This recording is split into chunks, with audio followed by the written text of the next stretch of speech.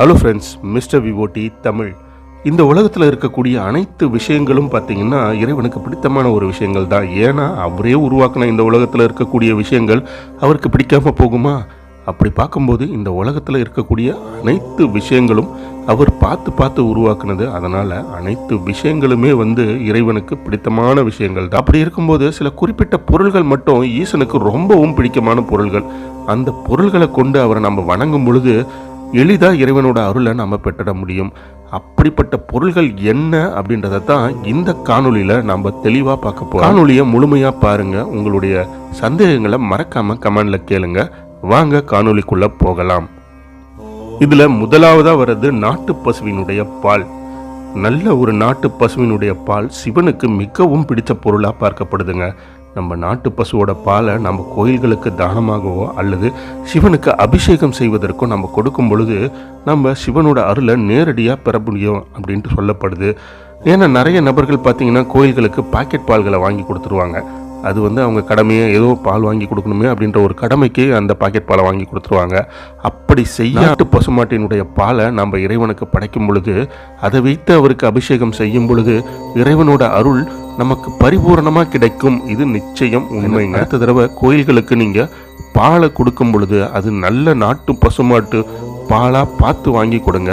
நீங்களே நேரடியாக போய் இருக்கக்கூடிய இடத்துலையே கறக்க வச்சு அதை கறந்து எடுத்துகிட்டு போய் இறைவனுக்கும் கோயிலுக்கும் தானமாக கொடுங்க. உங்களோட வாழ்க்கையில் நல்ல முன்னேற்றம் கிடைக்கும். இறைவனோட அருள் பரிபூர்ணமாக உங்களுக்கு கிடைக்கும். இரண்டாவதாக இறைவனுக்கு பிடிச்சது பார்த்தீங்கன்னா சந்தனம்.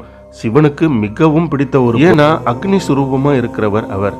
அவரோட அபிஷேகத்துக்கும் இல்லை கோயில் பயன்பாட்டுக்கும் நம்ம சுத்தமான சந்தனத்தை நம்ம பரிபூர்ணமான மனதோடு வாங்கி கொடுக்கும் பொழுது நல்ல ஒரு பலன் நமக்கு கிடைக்கும். அவருடைய அருளை நம்ம முழுமையாக பெற முடியும். மூன்றாவதாக சிவனுக்கு மிகவும் பிடித்த பொருள் நாம் எப்பவுமே நெற்றியில் இடக்கூடிய ஒரு திருநீர் தாங்க. சிவன் ரொம்பவும் எளிமையானவர். அவருக்கு ஆடம்பரங்கள் எதுவும் பிடிக்காது. அவரை மகிழ்விக்க இந்த சாதாரண சாம்பலே போதுமானது. அந்த சாம்பல்லையே அவரை மகிழ்விக்க முடியும். அதனால தான் சிவனை கும்பிடும் பொழுது தினமும் காலையும் மாலையும் திருநீரை நெற்றியில் அணிஞ்சிக்கிட்டு நம்ம பரிபூர்ணமாக சிவன் கூட ஐக்கியமாகி அவரை நினைத்து நாம் மனமுருகி வேண்டும் பொழுது நம்ம அணிந்திருக்கிற திருநீர் மூலயமாகவே சிவனை ஈர்க்க முடியும் அப்படின்னு சொல்கிறாங்க. நிஜமாக திருநீருக்கு மயங்கக்கூடியவர் சிவன். திருநீர் மட்டுமே போதும் அவரை மகிழ்விக்க. அதனால் நம்ம திருநீரை நெற்றி முழுவதும் விட்டுக்கிட்டு நம்ம அவரோட நாமத்தை சொல்லும் பொழுது இறங்கி அருள் கொடுக்கக்கூடியவர் தாங்க சிவபெருமான். ஸோ இந்த பொருளும் நீங்கள் பயன்படுத்தும் பொழுது இறைவனோட அருளை முழுமையாக நம்ம பெற முடியும். நான்காவதாக ருத்ராட்சம். ருத்ராட்சம் சிவனுக்கு மிகவும் பிடித்தமான ஒரு பொருள். அது எந்த முகமாக இருந்தாலும் சரி, அதை நம் மனதார அவரை நினைத்து நம்முடைய கழுத்தில் அணிஞ்சிக்கிட்டு அவரோட நாமத்தை நாம் சொல்லும் பொழுது பரிபூர்ணமாக அவருடைய அருளை பெறத்துக்க முடியுங்க. ருத்ராட்சம் எந்த வகையான ருத்ராட்சம் கிடைக்குதுன்னு தெரியாது. நமக்கு இந்த ருத்ராட்சம் தான் வேணும், அந்த ருத்ராட்சம் தான் வேணுன்றது இல்லை.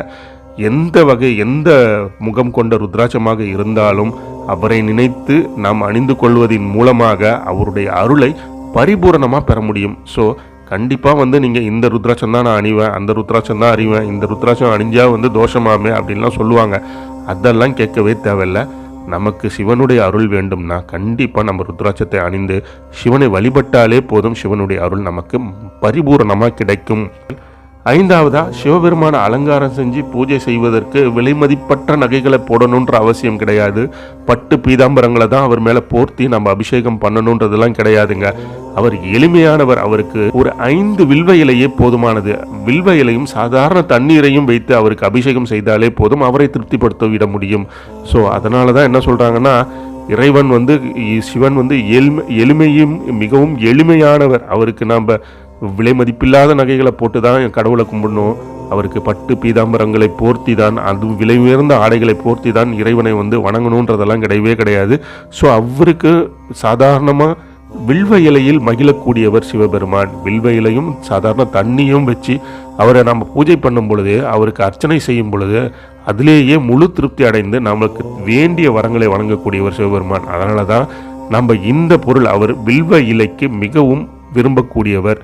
ஸோ அதனால் ஐந்தாவதாக இந்த பொருள் சிவனுக்கு மிகவும் பிடித்த பொருள்.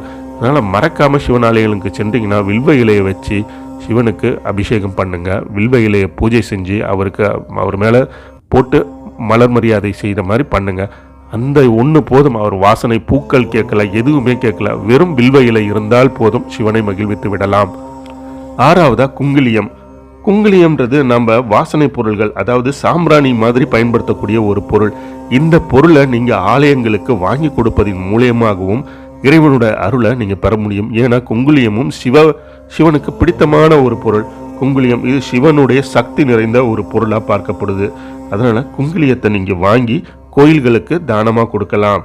7வதாக பார்த்தீங்கன்னா குங்குலியம் மாதிரியே மற்றும் ஒரு பொருள் இருக்குங்க. அதுதான் புனுகு அப்படின்னு சொல்லுவாங்க. இது நிறைய நாட்டு மருந்து கடைகளில் கிடைக்கும். இதை வாங்கி சிவனுடைய ஆலயங்களுக்கு நம்ம கொடுக்கும் பொழுது அந்த பொருளோட வைத்து சிவனுக்கு புகை, அதாவது சாம்பிராணி புகை போடுற மாதிரி போடுவாங்க.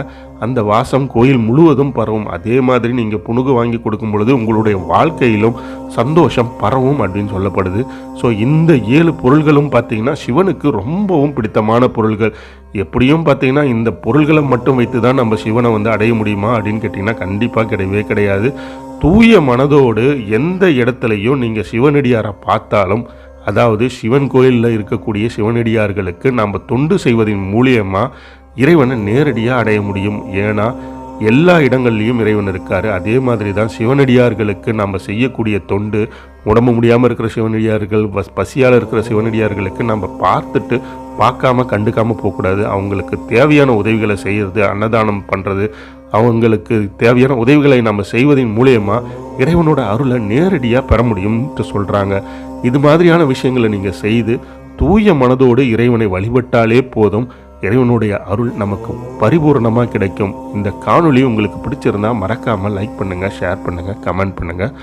மறக்காமல் இறைவனோட வழிபாட்டை மேற்கொள்ளுங்கள். மறக்காமல் சேனலை சப்ஸ்கிரைப் பண்ணுங்கள். Thank you friends.